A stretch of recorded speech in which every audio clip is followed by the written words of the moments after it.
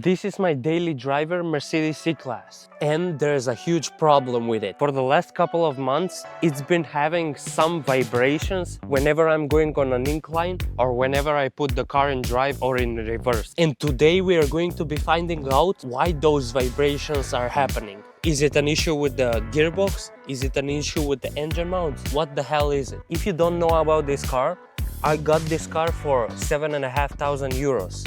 It was crash damage and I was quoted 5,500 euros to fix it. Because that was so much, I decided to fix it myself with absolutely zero experience. And I managed to fix it for a lot less than that. I fixed it for around 3,000 euros. If you haven't checked that video out, please make sure to check that video out before watching this one. But today, let's focus on figuring out why my car is vibrating so much. It has been progressively worse over the few months. I want to check how the condition of the engine mounts is. I'm wondering if the engine mounts are bad in this car. Nobody that drives in this car notices it, but I notice it. Like, I notice the sound. I think they are not too bad, but it's still worth checking. The way to check engine mounts is to visually inspect them for leaks, which I'm not sure if we will be able to because they are really hidden, but we'll try later. But the first test I want to do is just start the car, see how the engine shakes, put it in drive, put it in reverse, see if that changes the engine shaking. If it shakes uncontrollably, then it's definitely a bad engine mount. Also, you can check by putting the car in drive, holding the brake as hard as you can, then pushing the accelerator. So the car is stationary and you will see if the engine has any movement left or right. If it has, it's definitely an engine mount. So let's do that first.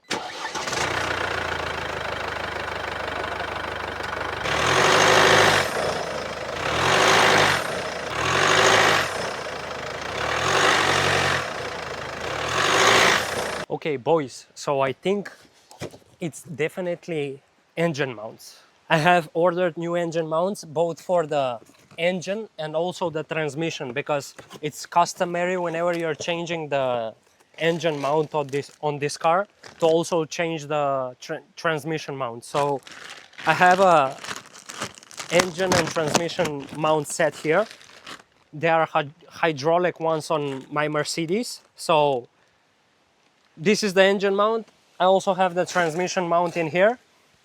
So let's start disassembling the plastics from underneath. Then let's figure out if we have good access to the engine mounts, because from the top of the engine, there's really no access to them. So we'll go underneath, disassemble all of the under trays, and we'll go from there. Let's go.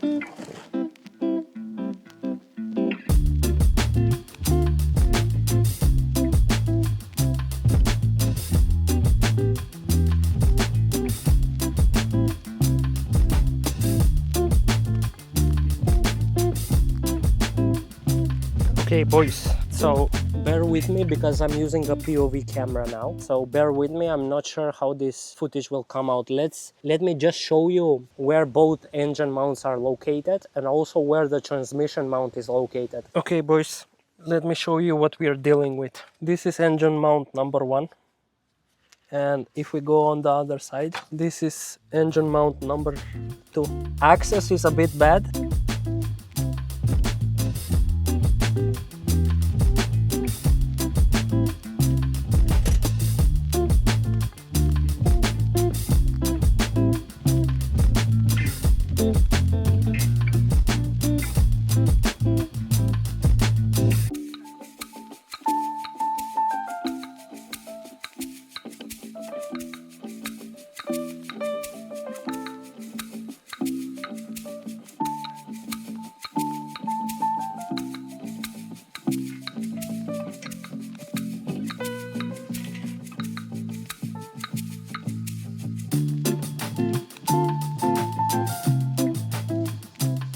So it's now 3 hours later and I basically have disassembled half of the engine, and I also need to take out the catalytic converter. And the catalytic converter has about 5 different sensors, and all 5 sensors are basically seized on the catalytic converter, so it was really hard to get them out. Fortunately, I managed to get every one of them out, so we are doing good, but I'll probably sell this car for 1,000 euros. If anyone is interested, please message me. Yep, selling this shit, bruh. After I take out the catalytic converter, I'll have access to the engine mount. And what was supposed to be a 1-hour job turned out to be a 2-day job. So yeah, that's great.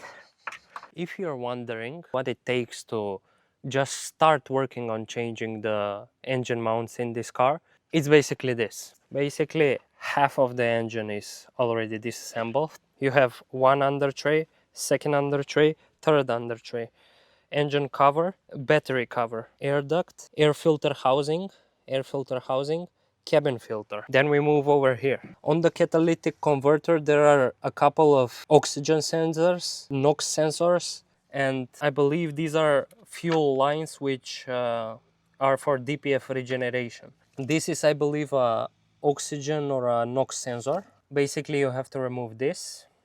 You have to remove this bracket from over here. Then you gain access to the catalytic converter. Now the catalytic converter is out. Not fun. Let's go under the car and let's take out the catalytic converter, and let's see if we even have access to the engine mount at this point. Let's go.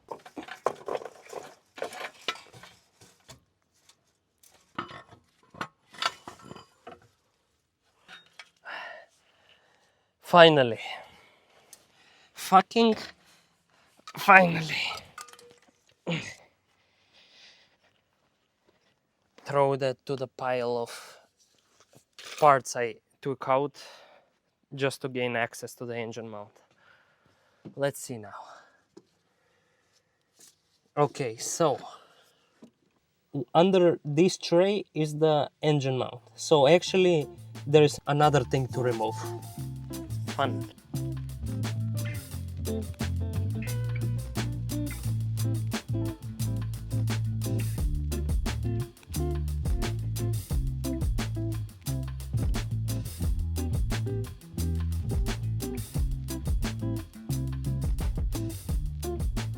Boys, I cannot believe it. One of the engine mount is out. It took so long. The height of the engine mounts, as you can see, this is the old one. It's very high, so I was like, they look good to me, so the vibrations must be from something else. But as you can see, it's shaking. This shouldn't be like this. And here's the just a comparison to see with the new one. This is how the new one. Basically, it doesn't move. This is one of the engine mounts. We'll still have to do the other side. I'll just put this one in on this side today and basically finish up everything here. Assemble everything as much as I can. Then I'll continue tomorrow with the other side. So yeah, let's go.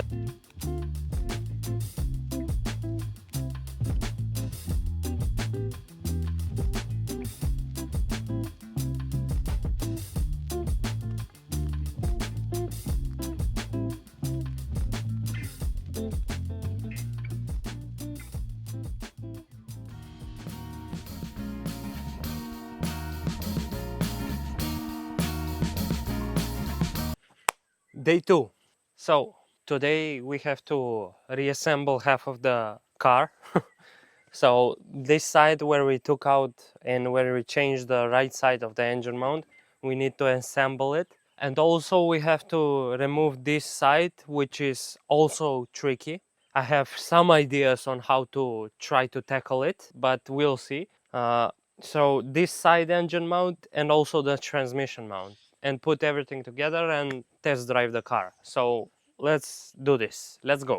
Boys, I have good news. I have managed to break open the top bolt on the engine mount on this side. If you know about Mercedes C classes from this year, you know that this side is especially tricky when compared to the other side. The top bolt is almost impossible to get out, but let me show you what I did to get it out. First off, you have to jack up the engine a bit, which gives you a few centimeters extra. Once you support the engine, here's the mount, and the top bolt is at the top here. You cannot really put a ratchet in there. For example, I tried to use this, but it's way too big. Like, you cannot physically fit it in there. And even if you do, you cannot get the right angle. So what I managed to do is I grabbed an Allen key like this, then grabbed another one so I can have good leverage to break open the bolt. So once I did this, I managed to break open the bolt. Then I basically spent maybe 45 minutes undoing the bolt with just this, but we managed to get it out. Let's go.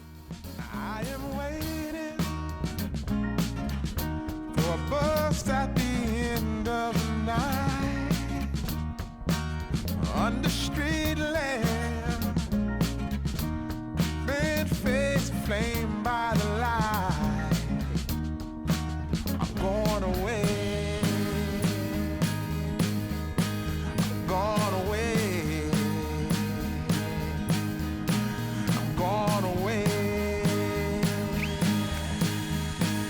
And the sun gonna shine on a brand new day.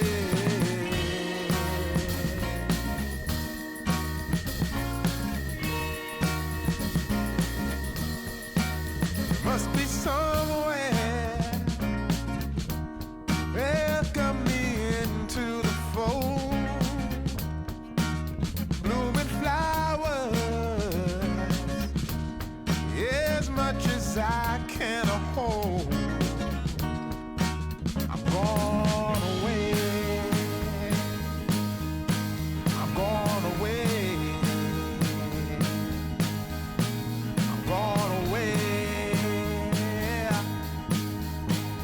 And the sun gonna shine on a brand new day for me, a brand new day for love, brand new day for me, brand new day for love.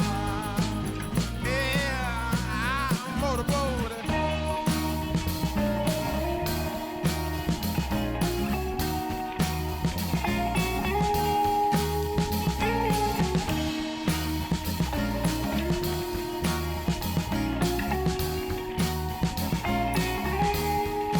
I'm gone away, I'm gone away, I'm gone away, yeah. And the sun gonna shine on a brand new day. After what it seemed to be an eternity for me, I finished with everything. Let's start the car to see if everything is connected as it should be. Then we'll go on a test drive. Let's go. All right, let's see, boys. Let's see if the car starts. I really hope it does. What do you think the chances are that it starts? 7%? I think so as well.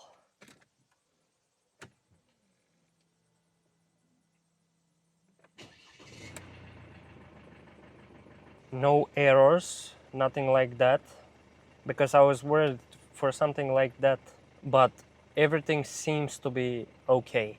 So let's go for a test drive and see if anything has changed. All right, boys, so this feels like a completely different car now. There's absolutely zero vibrations, and as I said before in the video, I doubt many of my co-passengers will feel a difference. I have driven a lot of my friends and family, and none of them have noticed the vibrations. Basically, anyone I tell that the engine mounts are bad, they say it seems fine to me, the car drives fine, but I felt it so much, especially on an incline, and especially whenever you're putting the car in drive or reverse when you are parked. So the vibrations are completely gone now. I thought it would be an easy job. I thought it would be an easy video, but it turned out to be a nightmare. But whatever the case may be, it's finished now, and I should be good for another 6-7 years at least. If you're new to the channel, check out my other videos. I am currently restoring a Golf Mark IV, which is a V5, a 5-cylinder Golf, and we have made so much progress on that project, so do be sure to check those videos out. And also my Golf Mark 1 series, which is, for at the moment, it's on hold, but I will soon restore that car as well. Please subscribe and like the video. Let's go. Peace out, everyone.